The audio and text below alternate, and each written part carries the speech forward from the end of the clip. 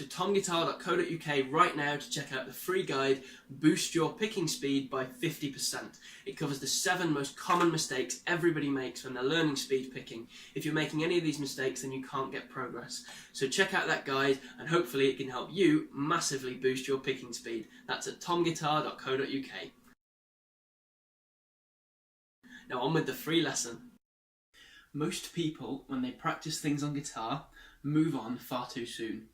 So when you're practicing something, say a scale, let's say you're learning the pentatonic scale all over the neck, minor pentatonic, you know, good goal, yeah. But most people move on too quickly. So when you're practicing that, most people, and what most people do, and certainly what I did, was learn a couple of the shapes, you know, maybe this one, and then maybe the one that starts on the 5th string as well, for instance. So the, you know, pentatonic box shapes, if those are the ones that you're learning, that particular system. And then you learn a few of them and you think, yeah, that's quite cool, and you learn to improvise with them, and then you get bored with it, or you look at another YouTube video or another blog lesson, or you get another book that you've got from the music shop, you know, and then you move on to something else, and you maybe learn the minor scale or the major scale, or learn some different theory, or even move on to something else entirely, and then you never really master that one skill.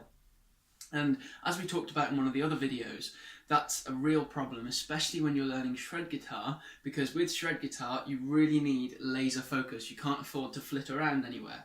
So most people do move on far too soon, and you need to wait until you've absolutely mastered something before you move on to the next thing, because that will make sure that you're really getting progress and that you're really actually moving your ability level up. Okay? Because if you say your ability's here and you want to get to here, say if you're flitting around, then maybe when you first practice, let's say one of these scale shapes, you move your ability level up to here, and then you practice one of the other scale shapes that's still related, and then you move up to there. So you've learned 2 of the pentatonic box shapes, for instance, now, and then you get bored, and then you decide to move on to something completely different, and then you're back to here again. You're back to the starting point, and then you practice that other completely different thing, and you get to here, and then you practice it a bit more and you get to here, and then you get bored with it and move on to something else, and you go right back down to here again. So because you're not mastering anything, you're not really pushing your skill level up to that next level where you really want to get to, and that's going to help you become a really great guitar player. Okay, so most people move on far too soon, but we've still got this question, well, how do you know when you've mastered something? How do you know when to move on? Because with some things it might be fairly obvious, but with others it's like, hang on a minute, how do I know that I'm finished with this and I can move on to the next thing, right? So let's say it's the pentatonic box shapes that we're learning, these scale patterns. Well, you might say, oh, well, I've mastered them when I can play them all the way up and down and I can do it easily. Maybe you have, but it depends what definition of mastery you're using there. Yeah, you've mastered the shapes, but you can't really use them in music yet, can you? If you just know how to play them up and down, well, that tells you which notes are in the scale, but playing it up and down isn't the idea of a scale. That's not even really what a scale is. A scale is just a collection of notes that work well together that you can use to make music. So if you're just playing the shapes straight up and straight down, that's not even using the scale for what it was intended to do. So a better test, for instance, for scales would be, well, how about I say to myself, when I can improvise and use these shapes while I'm improvising, then I'll say, yeah, I've mastered it, okay? But then, even then, you've still got this element of murkiness over where your end goal is. It could be here, it could be here, it could be further back, even there, but you don't know, because you can't really define that as a specific thing. And that's the problem with a lot of the things we learn on guitar, because it's a creative pursuit. So you can't measure, yes, I am exactly this good at improvisation, because a lot of it is subjective. And a lot of it will depend on your individual approach to that skill and how you're learning it. So the way I like to approach mastery and say, yes, I've completely mastered this thing, is you've completely mastered a skill when you can teach it to somebody else reliably. If you can teach that skill and you can transfer what you know into someone else's head in an easy way, and you can do it without really thinking too much about how you have to do it, then you've mastered it. So let's take this pentatonic scale shapes example again.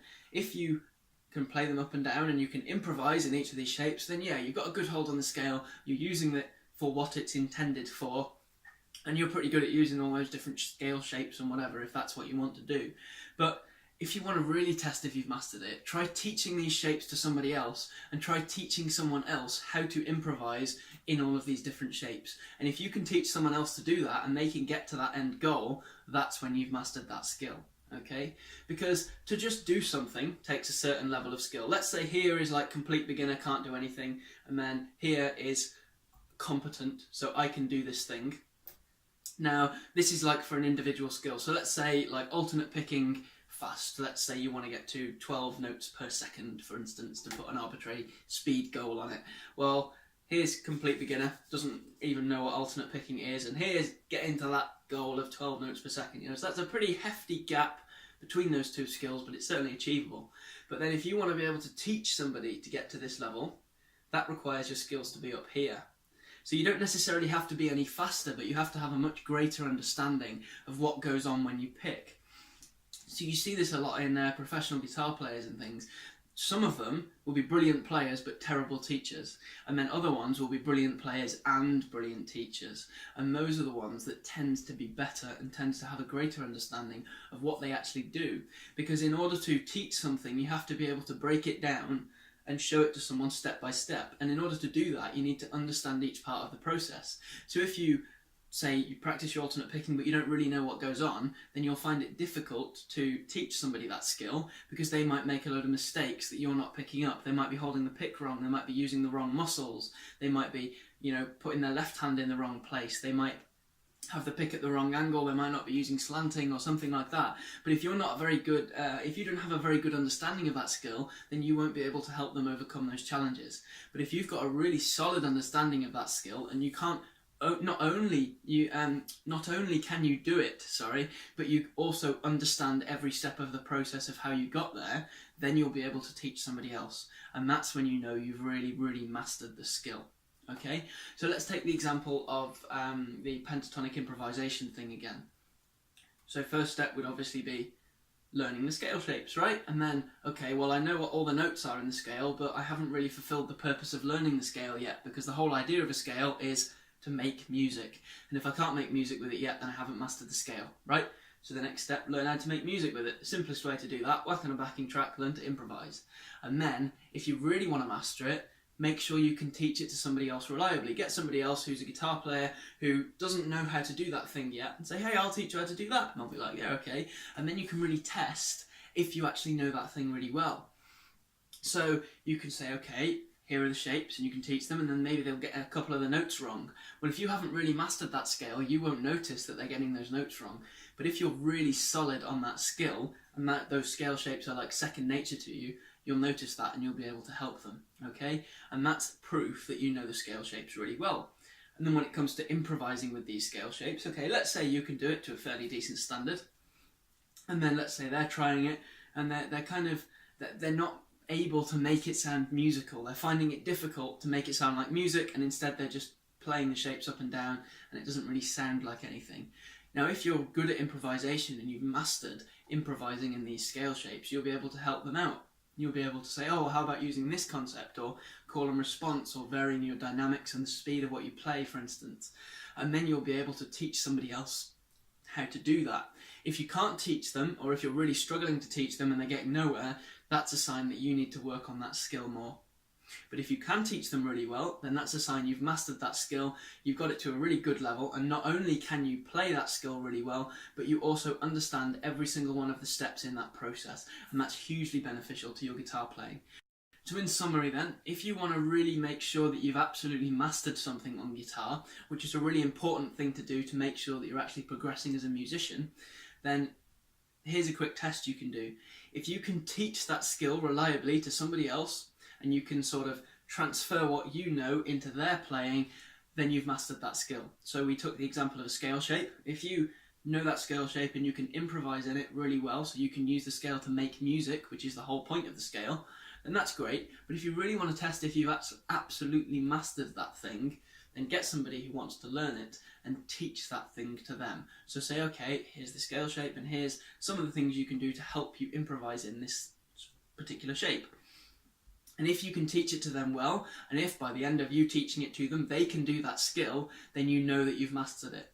and you'll be able to play that thing. But not only that, you'll also understand each of the steps in the process that you took in order to get that skill, and that will mean that you've really mastered it and you've really got a solid hold on that skill, which will mean that you'll be a much better player in the long run. Now, I hope this video has been helpful to you. It's only a short one this time, but this is a really important thing, and it really helped my guitar playing, because when I couldn't teach something to somebody, I thought, hang on a minute, this is a sign that my playing needs to be improved, because I can't yet do this thing at a mastery level. Okay, so try it out, see what works, and hopefully you'll get great results from this. Now, obviously, if you've liked this video, don't forget to like, share, subscribe, comment, whatever, you know the drill, and hopefully we'll see you in the next lesson.